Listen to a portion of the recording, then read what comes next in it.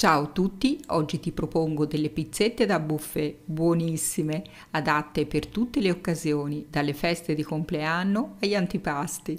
Sono talmente buone che andranno a ruba. Gli ingredienti sono scritti nell'info box sotto il video e nel blog e adesso vediamo come prepararle insieme in modo semplice. Per prima cosa metto il lievito di birra fresco all'interno di una terrina, se usi quello secco ne basteranno 2 grammi. Aggiungo l'acqua leggermente tiepida, poi lo zucchero e mescolo bene il tutto. A questo punto aggiungo il latte, sempre leggermente tiepido, e poi del buon olio extravergine di oliva toscano, questo è il mio biologico.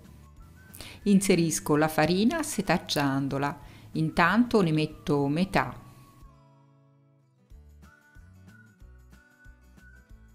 Poi inizio ad impastare con il mestolo facendola integrare.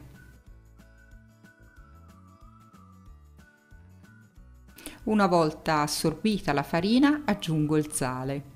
Mescolo bene facendolo sciogliere e poi finisco di inserire tutta la farina.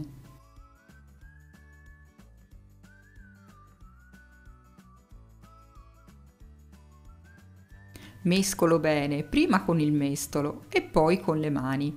Ottengo un composto morbido e leggermente appiccicoso.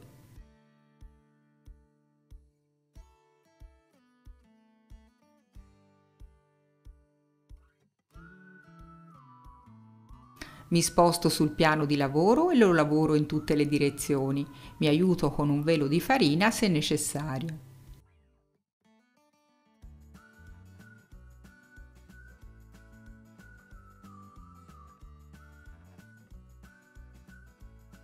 Formo un panetto e lo inserisco all'interno di una terrina unta con l'olio di oliva. Ungo il panetto anche sulla superficie, lo copro con della pellicola alimentare e aspetto il raddoppio del volume. Tengo il mio impasto ad una temperatura di 25-26 gradi. Dopo 2 ore e mezzo ecco il mio impasto perfettamente lievitato. Lo lascio cadere sul piano di lavoro infarinato e rompo la lievitazione schiacciandolo semplicemente con le mani.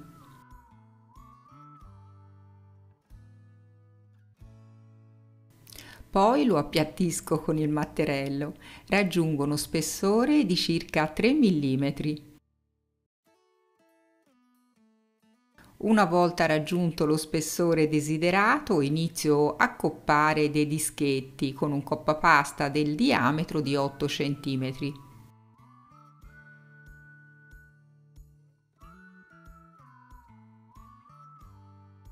Elimino i ritagli di impasto che andrò a rimpastare successivamente, sollevo ogni disco con un tarocco oppure con una spatolina e lo sistemo all'interno di una teglia da forno rivestita con carta forno. In questo modo i miei dischetti di pizza manterranno la forma perfetta. Dopo aver sistemato tutti i dischetti sulla teglia, li copro con la pellicola alimentare e li lascio rilassare per 20 minuti.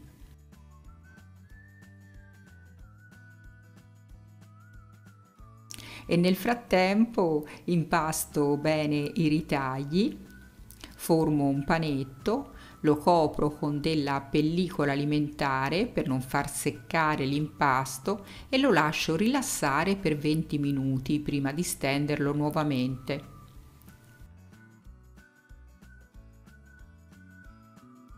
Trascorsi 20 minuti posso stendere i ritagli di impasto col matterello, sempre dello stesso spessore, di 3 mm.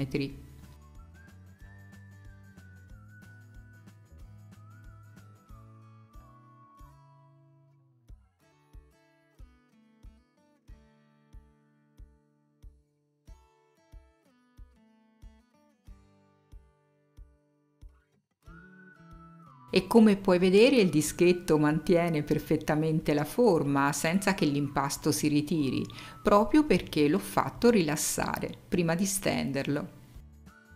Sistemo anche questi dischetti su una teglia da forno e li lascio rilassare per 20 minuti.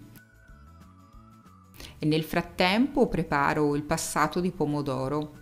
Metto del sale, dell'olio extravergine di oliva e mescolo bene il tutto.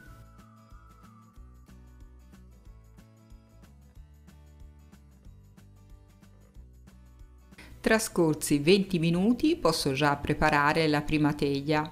Prendo un bicchiere, ne infarino il fondo e lo premo su ogni dischetto. In tal modo si formerà una cavità al centro e un piccolo cornicione esterno. La cavità al centro mi conterrà bene il passato di pomodoro, senza fuoriuscire.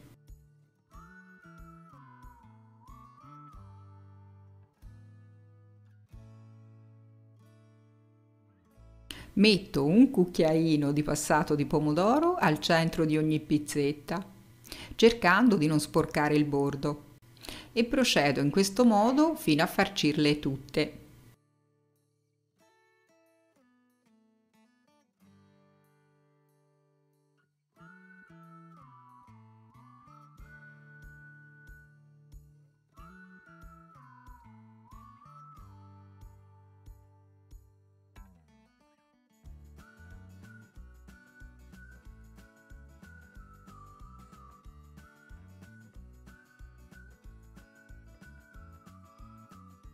La prima teglia è pronta, ci metto un filo d'olio sopra ogni pizzetta e posso infornare nel forno già caldo statico a 200 gradi per 8 minuti.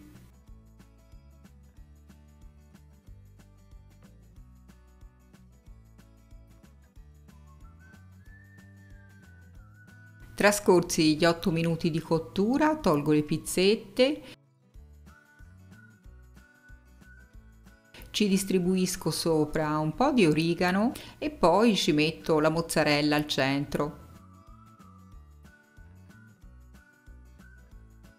Puoi arricchire la farcitura delle pizzette con delle olive a rondelle oppure dei capperi, delle acciughe, con gli ingredienti che preferisci. Metto nuovamente le pizzette nel forno caldo statico a 200 gradi per 6-7 minuti o fino a quando la mozzarella non si sarà sciolta. Ed ecco le pizzette pronte, guarda che meraviglia, sono soffici, profumate, davvero deliziose, una tira l'altra. Adesso cuocio anche l'altra teglia di pizzette, con le dosi che ti ho dato me ne sono venute 28, del peso di circa 25 grammi ciascuna. Puoi anche congelarle da cotte e tirarle fuori all'occorrenza. Spero che questa ricetta ti sia piaciuta, un abbraccio, a presto!